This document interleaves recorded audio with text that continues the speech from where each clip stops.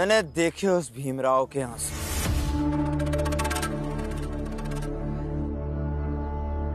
और बहुत सुकून मिला।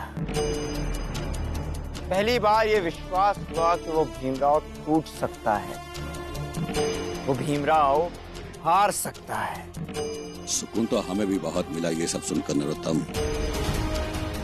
बस उस भीमराव के आंसू नहीं रुकने चाहिए।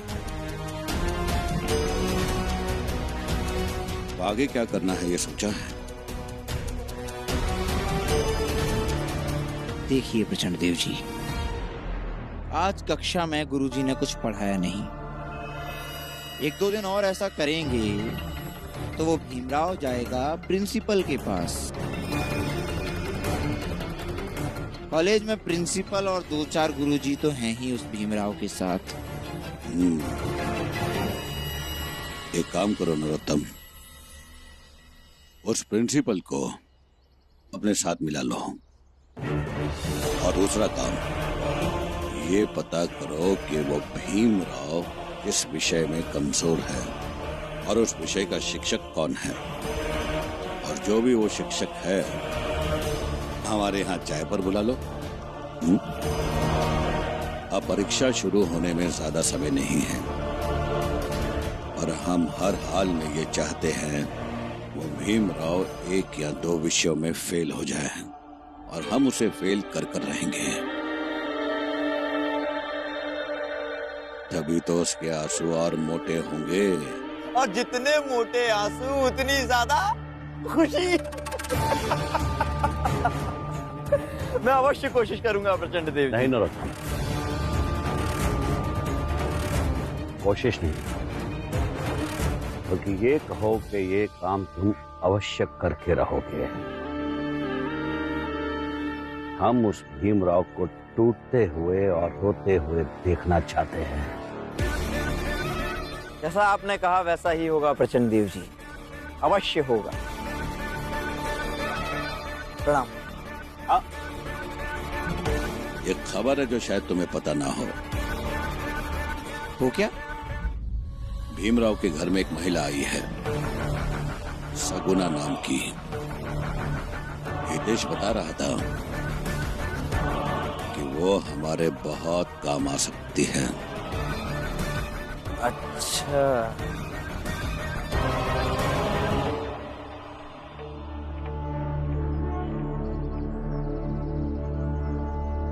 ये लीजिए।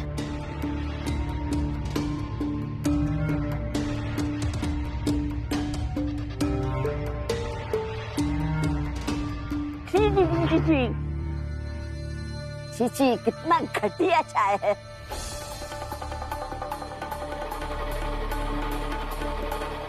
अरे चाल वालों, जरा इधर आना, सब लोग इधर आना। अरे सुनो,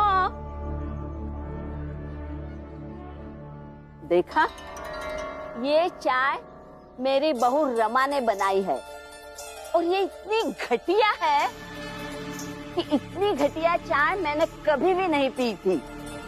आज तक की सबसे घटिया चाय। छी।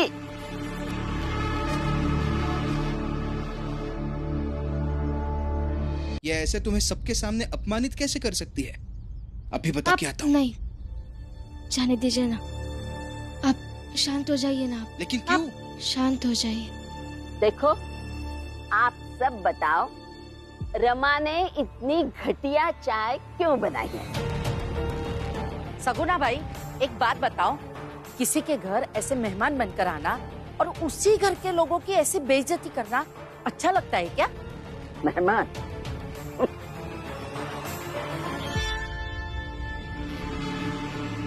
जीजाबाई, राम जी, मीरा, लक्ष्मी, जल्दी बाहर आओ।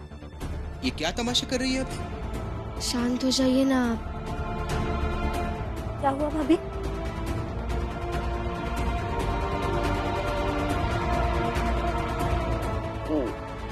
अब इन सबको बताओ, मैं मेहमान नहीं हूँ, मैं यहाँ रहने आई हूँ। और दलिया अम्मा, तुम दलिया बनाओ, दलिया बेचो और पैसे कमाओ। मुझे मत सिखाओ मुझे क्या करना चाहिए और क्या नहीं, समझे? हाँ, और आपने बताया नहीं ये रमा ने इतनी घटिया चाय क्यों बनाई? अरे चाय बनाने नहीं आता होगा और क्या है? गलत।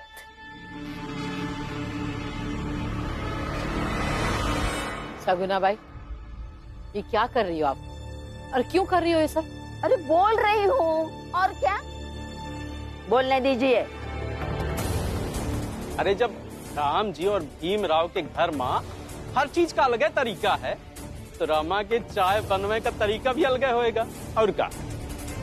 गलत। तो फिर आप ही बता दीजिए। बिल्कुल सही, मैं ही बता देती हूँ। हाँ। रमा, रमा, यहाँ आओ, आओ। रुको, नहीं आएगी रमा। आपको चाय पीनी है तो पी लीजिए, नहीं तो फेंक दीजिए।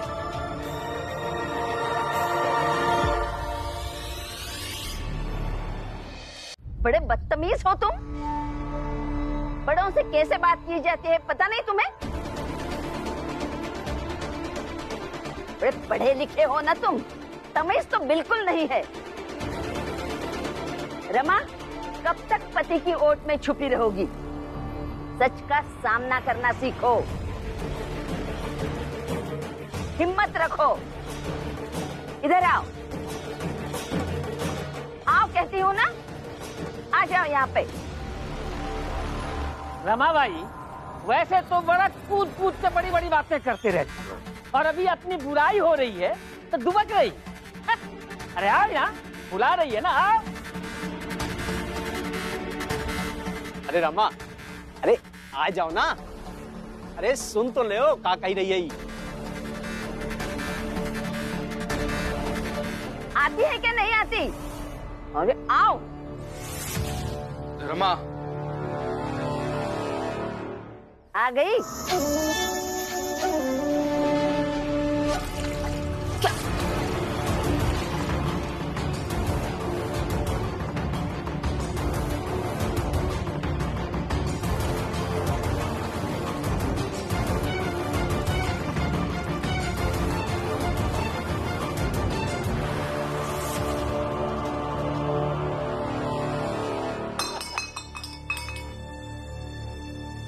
भीम, लो चाय फेंक दी।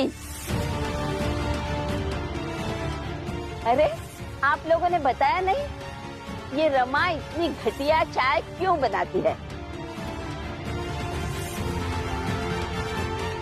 अच्छा ठीक है, मैं बताती हूँ। ये रमा इतनी घटिया चाय इसलिए बनाती है क्योंकि इसका ससुराल नालायक है।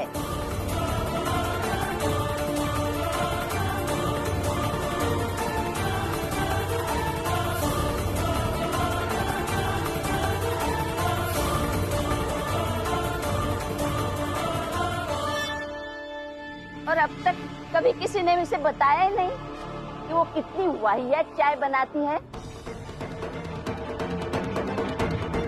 ठीक है, मैं कहूंगी और अच्छी चाय उससे बनवाऊंगी।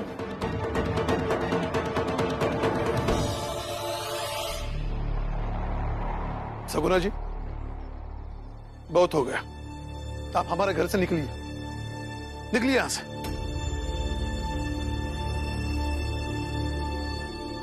नहीं निकलेगी मेरी भाभी। ये इस घर में नहीं रहेगी। क्यों? आपका वो दोस्त पुरंजन रह सकता है, वो कौन कहाँ का चाय वाला वो रह सकता है, और ये आपका बेटा हर 2 महीने में सड़क से किसी को पकड़ कर लाता है, वो भी रह सकते हैं। तो मेरी भाभी क्यों नहीं रह सकती? जिसे तकलीफ हो रही है मेरी भाभी से, वो ये घर छोड़कर जा सकता है। जीजाबाई, तुम अपनी हद पार कर रही हो। हद तो पहले ही पार हो चुकी है मेरे उपेक्षाओं की। मेरी भाभी यही रहेगी। मैं राय नहीं दे रहा हूँ, फैसला सुना रहा हूँ। अपनी भाभी को भेज दो, इन्हें अभी कभी यहाँ से जाना होगा। अपनी मर्जी से या जबरदस्ती से।